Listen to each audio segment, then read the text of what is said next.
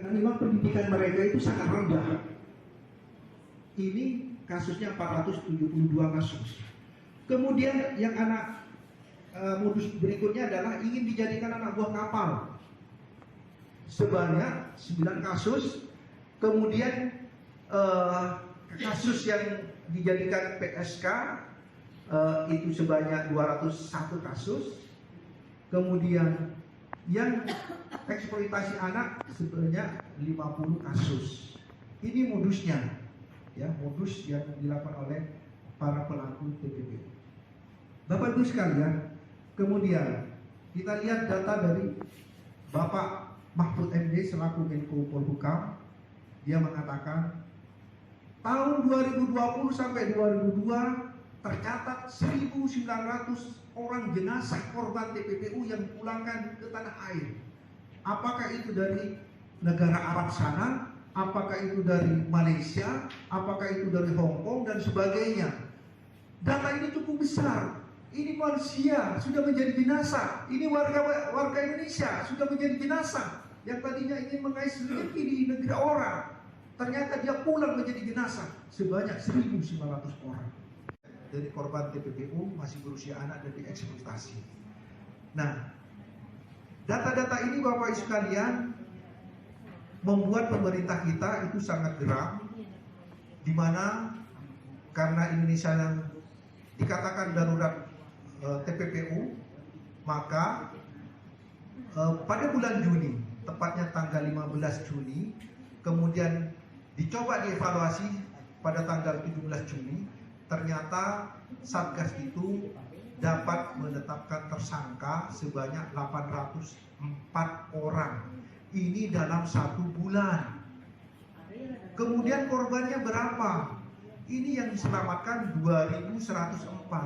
Kalau yang tidak diselamatkan lebih banyak dari ini. Dilarang, ya, dengan berbagai bentuk pelarangannya itu dalam Islam. Tapi TPPU ini Bapak Ibu sekalian itu lebih jahat lagi, lebih biadab lagi. Kalau dulu perbudakan itu paling untuk disuruh bekerja, perkebunan, disuruh membantu rumah tangga dan sebagainya.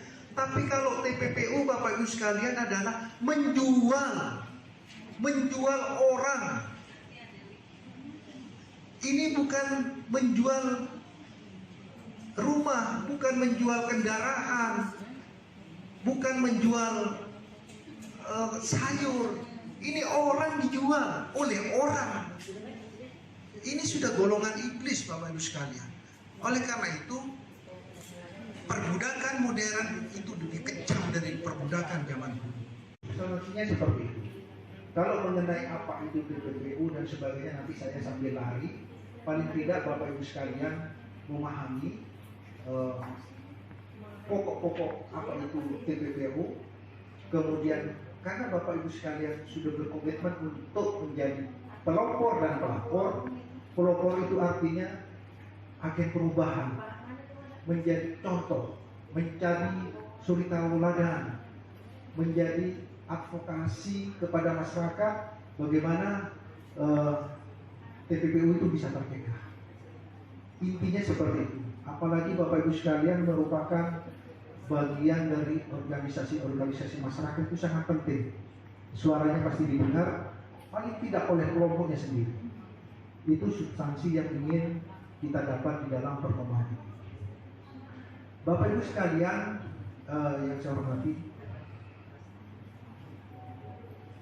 10 ya, kita sampai jam paling lambat setengah 4 ya. Apa jam 4, ini jam berapa? Isra Mi'raj, itu kan biasa diundang. Saya memberikan pidato dan saya sudah tahu permasalahan. Saya sentuh mereka. Bahwa bapak, bahwa ibu-ibu mempunyai anak di rumah, saya sentuh secara psikologis. Nangis mereka. Artinya apa Bapak Ibu sekalian? Mereka menjadi korban TPPU, tindak pidana perdagangan orang. Bapak Ibu sekalian, dari pendahuluan ini yang saya ceritakan ini, saya ingin membuka hati Bapak Ibu sekalian. Dan kebetulan bapak-bapak, ibu-ibu merupakan tokoh-tokoh masyarakat yang dipercaya oleh masyarakat sebagai orang yang dituakan, orang yang didengar, orang yang punya pengaruh. Saya ingin mengetuk kepada bapak-bapak sekalian. Mari kita berkomitmen bahwa peraturan 4 tahun.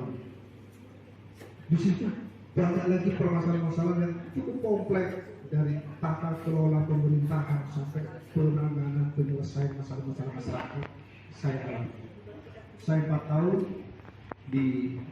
menjadi lurah, cukup melelahkan jadi lurah itu Bapak Ibu sekalian kalau benar-benar mendalami.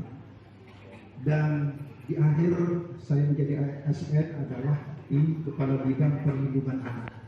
Kalau di Balikpapan tidak digabung perempuan dan anak, tapi disendirikan. Saya kebetulan di bidang perlindungan anak. Saya sebenarnya mau menjawab pertanyaan Bapak dari Pak Guru tadi, tapi bukan posisi saya tadi sudah dijawab. Karena itu bukan saya sebenarnya ingin menjawab sebenarnya. Bapak Ibu sekalian, dari rentetan pengalaman saya sebagai PNS itu ternyata banyak hal-hal yang terkait dengan masalah sosial dan membuat jiwa saya, karakter saya sampai sekarang bagaimana membela masyarakat.